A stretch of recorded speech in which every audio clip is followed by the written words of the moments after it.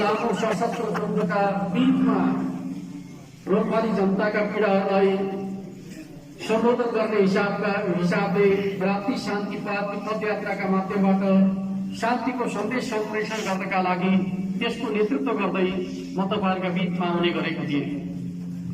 आज यति बेला म तपाईहरुका बीचमा आएका बेला हामीले आजभन्दा 3 वर्ष पहिले चुनावका माध्यमबाट नेपालमा एउटा बलियो कम्युनिस्ट पार्टी निर्माण गर्ने मान्यताका साथ दुईवटा ठूला पार्टीहरू नेपाल कम्युनिस्ट पार्टी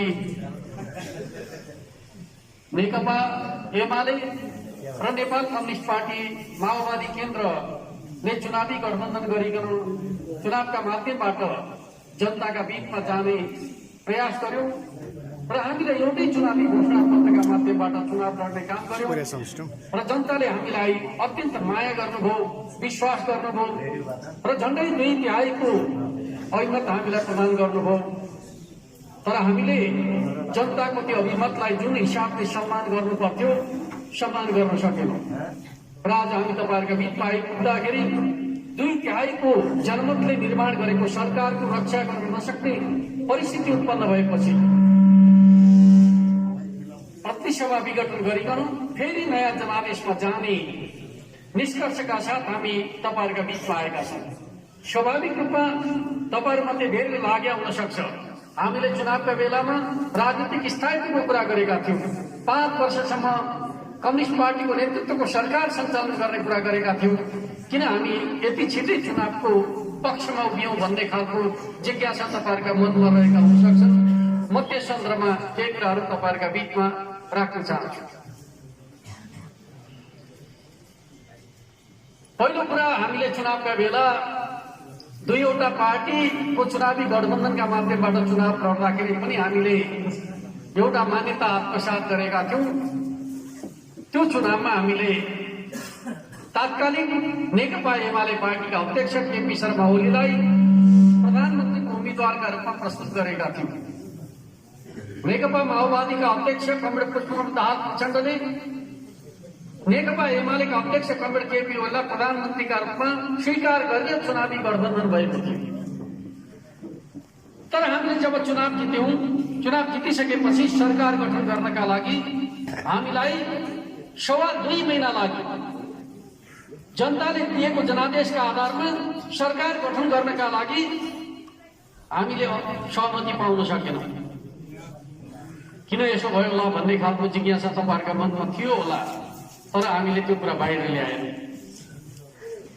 चुनावका बेला हामी एउटै चुनावी घोषणा पत्रमा चुनाव लड्यौं र कमरेड केपी ओलीले देशव्यापी रूपमा चुनावी क्याम्पेनको नेतृत्व गर्नुभयो।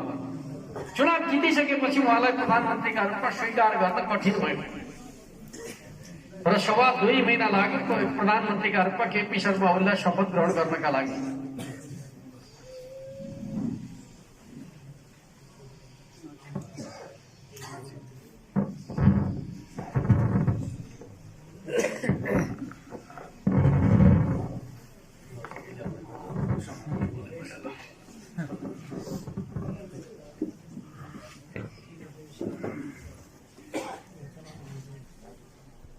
त्यसका पछाडिको कारण के थियो भन्दाखेरि हामीले चुनाव जितिसकेपछि नेपाली कांग्रेसका तर्फबाट माओवादी केन्द्रका अध्यक्ष पुष्पकमल दाहाल प्रचण्डलाई चुनावी गठबन्धनबाट बाहिर आउनका लागि फकाउने प्रयास गर्यो र कमरेड प्रचण्ड चुनावका बेला जनताका बीचमा गरेका बाचा कबुललाई बिर्सेर नेपाली कांग्रेसको प्रलोभनमा फस्न थाल्नुभयो र धेरै मेहनत पछाडि बल्ल हामीले प्रधानमन्त्रीका रूपमा केपी शर्मा ओलीलाई शपथ ग्रहण गराउन सफल भयौं। त्यति बेला उहाँ चाहनुहुन्थ्यो दुवै पार्टीको ठूलो टिम सामेल भएको मन्त्री परिषद गठन होस्। प्रधानमन्त्रीका रूपमा शपथ ग्रहण गर्दाखेरि केपी ओलीले जम्मा 2 जना मन्त्रीलाई लिएर शपथ ग्रहण गर्नु पर्यो। त्यति बेला माओवादी केन्द्रका मन्त्रीहरूले शपथ ग्रहण गर्न पाउनु भएन। त्यसको कारण के हो त भन्दाखेरि कमरेड पुष्पकमल दाहाल प्रचण्डले आफ्ना नियत स्वार्थहरूका लागि सौदाबाजी गर्न खोज्नुभयो। जबसम्म उहाँका स्वार्थहरू पूरा हुँदैनन् तबसम्म उहाँले माओवादी केन्द्रका तर्फबाट मन्त्री नपठाउने अडान दिनुभयो। त्यसपछि जनमतको आकांक्षा विपरीत प्रधानमन्त्रीले आलो पालोमा सम्झौता गर्नु पर्यो। वास्तवमा हामीले जनताका बीचमा जाँदाखेरि आलो पालो प्रधानमन्त्रीको कुरा गरेका थिएनौँ।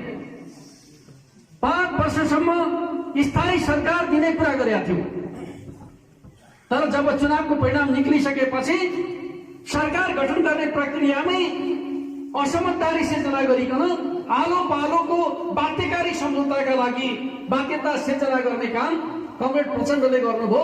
वास्तवमा हामीले जुन स्पिरिटबाट कम्युनिस्ट आन्दोलनको एकता निर्माण गर्न खोजेका थियौँ त्यो स्पिरिटमा उहाँले बाधा पुर्याउने काम गर्नुभयो।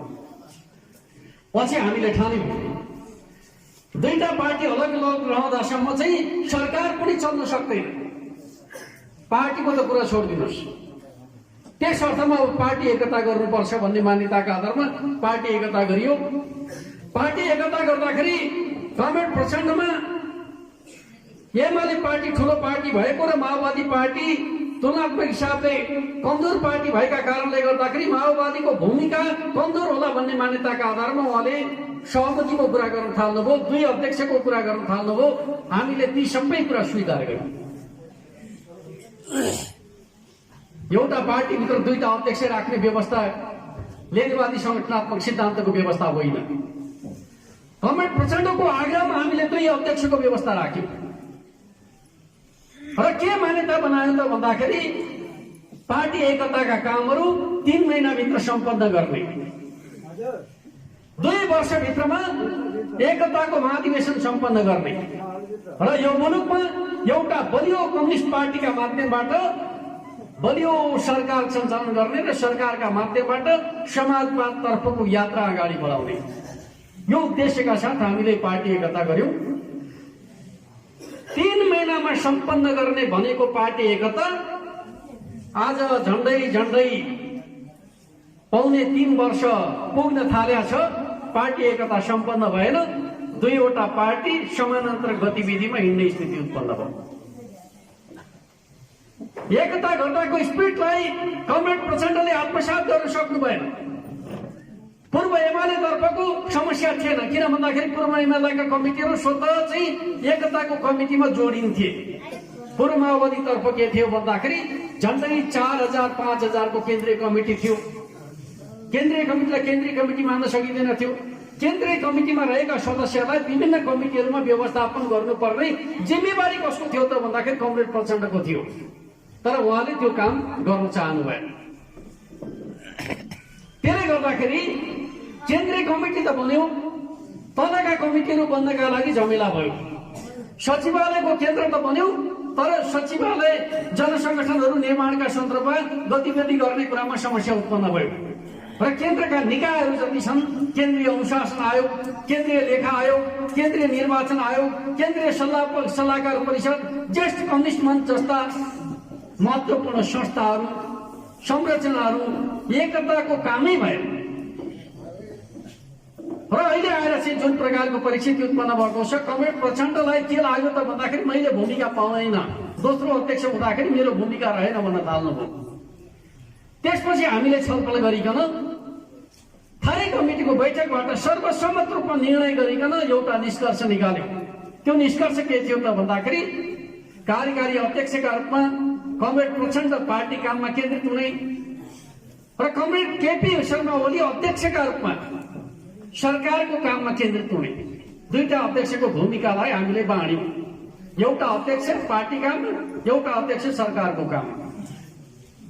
तर कमरेड प्रचण्ड पार्टीको काममा केन्द्रित हुन चाहनु नै भएन, किनकि उहाँलाई स्थायी कमिटीको बैठकले जिम्मा दिएको थियो। के जिम्मा दिएको थियो भन्दाखेरि पार्टी सदस्यता नवीकरण गर्ने, किनकि 2टा पार्टी एकता भए पार्टी सदस्यले नेकपाको सदस्यता पाएको छैन। तपाईहरु कसैले पाउनु भएको छ नेकपाको सदस्य? के तपाईहरुसँग माओवादी केन्द्रको सदस्यता छ? के तपाईहरुसँग नेकपा एमालेको सदस्यता छ? नेपाल कम्युनिस्ट पार्टी नेकपाको सदस्यता 3.25 वर्षसम्म दिन सकिएन। त्यसको जिम्मा कसको थियो? कमरेड प्रचण्डको, किनकि उहाँलाई हामीले पार्टी सञ्चालनको जिम्मा दिएका थियौँ, त्यो काम उहाँले गर्न चाहनु भएन। गरे भए त के हुन्थ्यो भन्नु त? सदस्यता कार्ड छापेर जिल्ला जिल्ला पठाएको भए, सदस्यता नवीकरण गर भने भए सम्भव थिएन। उहाँले भन्न थाल्नुभयो माओवादी केन्द्रको तर्फको सदस्यताको अभिलेखै हामीसँग छैन भन्न थाल्नु। यसको मकसद के हो?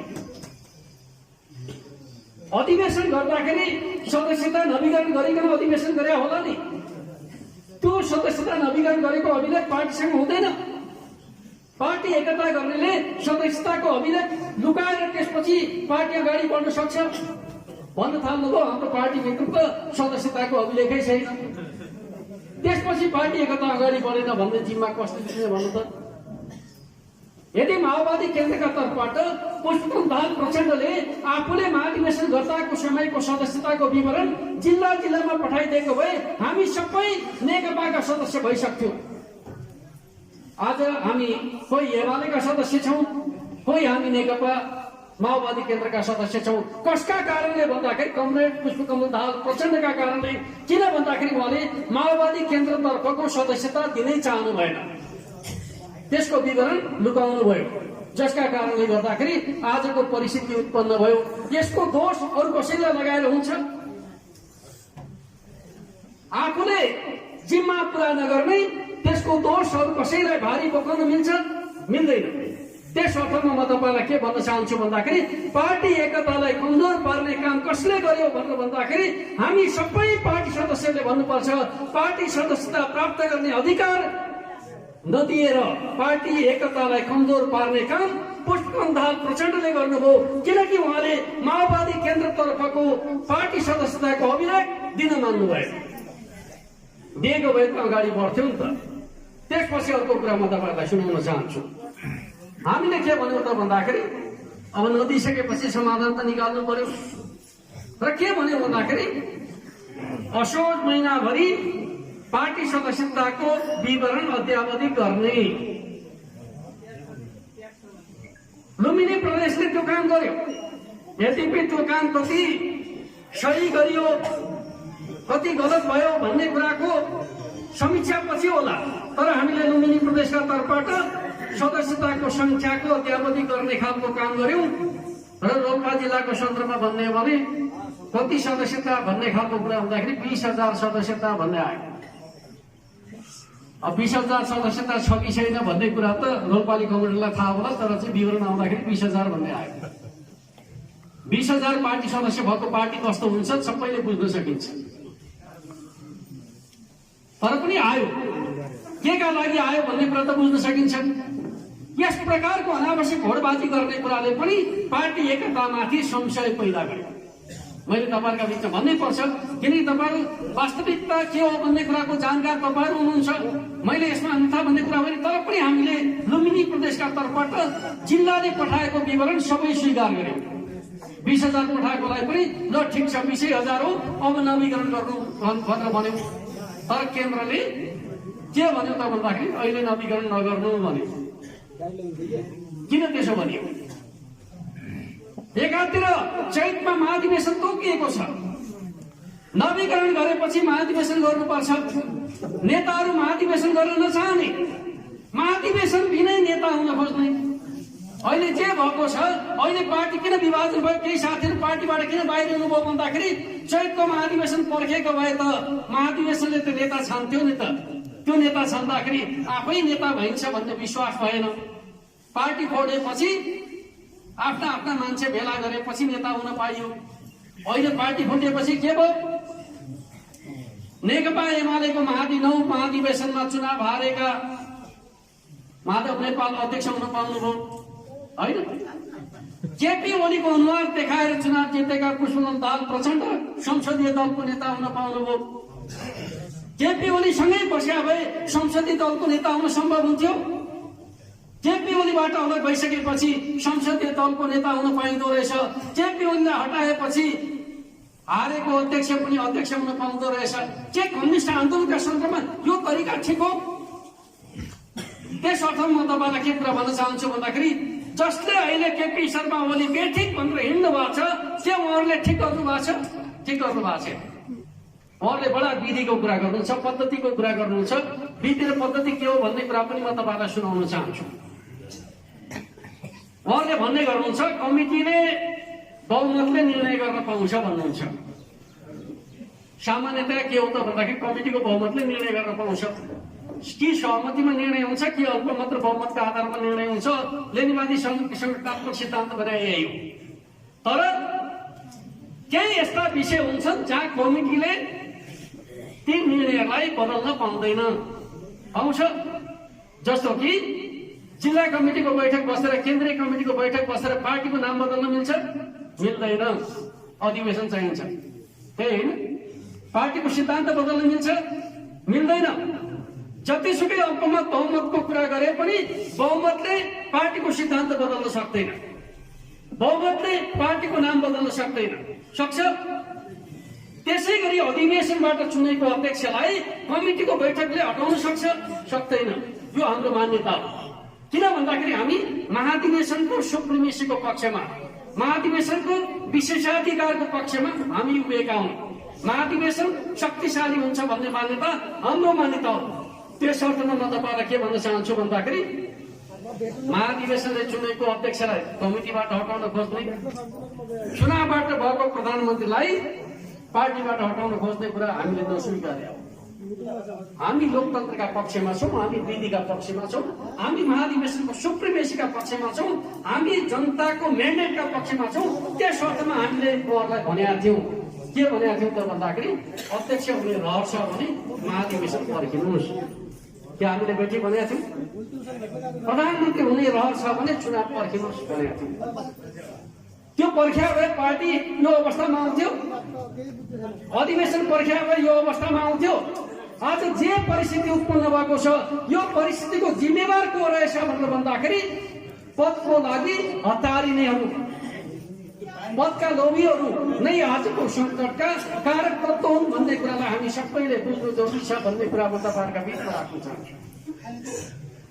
मैले सुन्छु कतिपय कमेडीले भन्ने गर्नुहुन्छ अरे होइन, हाम्रो माओवादी आन्दोलनको लिगासी त कमरेड प्रचण्डले बोक्नु भएको छ भन्नुहुन्छ। म भन्न चाहन्छु माओवादी आन्दोलन सुरु हुँदाखेरिको अवस्थाको नेता उहाँ हो। त्यसमा कुनै शङ्का छैन, उहाँकै नेतृत्वमा माओवादी आन्दोलन सुरु भयो। तर त्यो आन्दोलनमा रहेका सहयोगताहरू अहिले को कहाँ खस्छन् भन्ने कुरा भएका राख्नु भएको छ। प्रचण्डका गुरु मोहन वैद्य जो माओवादी आन्दोलनका प्राधिकार जस्तै थिए एक जमानामा, उहाँ अहिले कहाँ हुनुहुन्छ? प्रचण्डको साथमा। हिजो प्रचण्ड बाबुराम भनिन्थ्यो जनयुद्धका समयमा। प्रचण्डको नाम लिने बित्तिकै बाबुराम जोडिने गर्नुहुन्थ्यो। प्रचण्ड बाबुरामको नाम लिने बाबुराम आज प्रचण्डसँग हुनुहुन्छ? हुनुहुन्न। त्यति मात्रै होइन, रोल्पा रूपमा जनयुद्धको थालनीको आधार के हो भन्दाखेरि सिज अभियान हो भन्ने कुरा माओवादी आन्दोलनमा लागेका हरेक नेता कार्यकर्तालाई सम्झना छ। त्यो सिज अभियानको नेतृत्वकर्ता को हो त भन्दाखेरि रोल्पा रूपमा नेतृत्व गर्ने व्यक्ति भनेको रामबहादुर थापा बादल हो। आज उहाँ प्रचण्डको साथमा हुनुहुन्छ? हुनुहुन्न। जसले जनयुद्ध थालनीको आधार तयार गर्यो रामबहादुर थापा बादल हुनुहुन्न।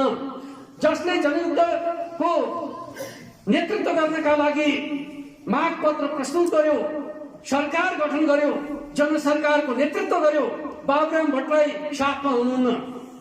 त्यति मात्र होइन, जसले माओवादी आन्दोलनको सिद्धान्तकारका रूपमा आफूलाई स्थापित गर्यो मोहन वैद्य प्रचण्डको साथमा हुनुहुन्न। जनयुद्धको लिगासीको वारिस चाहिँ प्रचण्ड कामरेड मात्रै हो? होइन, जनयुद्धको वास्तविक वारिस भनेका रोल्पाली जनताहरू हो भन्ने कुरालाई हामी सबैले बुझ्नु जरुरी छ भन्ने कुरा रोल्पाली जनतालाई प्रचण्ड कामरेडले के गर्नुभयो? पहिलो पटक चुनाव हुने भयो, रोल्पामा चुनाव लड्न आउनुभयो। दोस्रो पटक चुनाव लड्ने बेला रोल्पा छोडिदिनु भयो। किन छोड्नुभयो? चुनावका बेलामा उहाँले जे बाचा कबुल गर्नुभएको थियो रोल्पाली कार्यकर्ताका बीचमा, रोल्पाली जनताका बीचमा, त्यो बाचा कबुल पुरा गर्न नसक्ने देख्नुभयो। त्यसपछि रोल्पा छोडेर अन्यत्र हिँड्नुभयो। त्यसपछि उहाँ चितवन र सिराहा पुग्नुभयो, के अरे काठमाडौँ र सिराहा जानुभयो। काठमाडौँ त चुनाव हार्नु हो, सिराहामा उहाँले जसरी तसरी चुनाव जित्नुभयो। सिराहाका जनतासँग गरे वाचाको पुरा गर्न नसकेपछि चितवन पुग्नु र फेरि चुनाव हुँदैछ र म तपाईँहरूलाई भन्न चाहन्छु, चितवनमा अब कमरेड प्रचण्ड चुनाव लड्ने वाला हुनुहुन्न, किनकि उहाँको स्वभावै एकपटक चुनाव लडेपछि अर्को पटक जनतामा जान सक्ने आँट उहाँको छँदै छैन, किनकि जनतालाई गरेको वाचाको उहाँले पुरा गर्ने गरेकै छैन। नयाँ कुरा गर्ने, गरेका कुरा कहिले पनि पालना नगर्ने, लडाकुहरूका सन्दर्भमा, छापामारहरूका सन्दर्भमा, क्रान्तिकारीहरूका सन्दर्भमा, योद्धाहरूका सन्दर्भमा, शहीद परिवारका सन्दर्भमा उहाँले के वाचा कबुल गर्नुभयो, पुरा गर्नुभयो, गर्नुभएको छैन। आज त्यो वाचा कबुल कसले पुरा गर्दैछ भन्दाखेरि कमरेड केपी ओलीले गर्दै हुनुहुन्छ। उहाँले भन्दै हुनुहुन्छ, बहिर्गमित लडाकुहरूलाई भएको अन्यायको न्याय दिलाउने काम म गर्छु, बेपत्ता शहीद परिवारलाई सम्बोधन गर्ने काम म गर्छु, घाइते परिवारको उपचारको व्यवस्था अब सरकारले लिन्छ, शहीदका परिवारहरूका लागि अब प्रमाणपत्रको व्यवस्था केपी ओलीको नेतृत्वको सरकारले गर्छ भनेर उहाँले घोषणा गर्नुभएको छ। प्रधानमन्त्री त पुष्पकमल दाहाल प्रचण्ड दुई पटक अनुभव गर्नुभयो, गर्नु भएन। तर त्यही काम कसले गर्नु पर्दैछ भन्दाखेरि कमरेड केपी ओलीले गर्नु पर्दैछ भन्दाखेरि हिजो लड्ने बेलामा उहाँले योद्धाहरू चाहियो, राज्य चलाउने बेलामा उहाँलाई योद्धा चाहिएन, परिवार चाहियो, परिवारका सदस्यहरू सबै सुविधा प्राप्त गर्ने ठाउँमा छन्। लडाई लड्ने योद्धाहरू आज विचल्लीमा परेका छन्, त्यसलाई सम्बोधन अब राज्यले गर्छ, त्यसलाई सम्बोधन सरकारले गर्छ। केपी ओली नेतृत्वको सरकारले त्यो कामको थालनी गरिसकेका कुरा म तपाईँहरूका बिचमा राख्न चाहन्छु।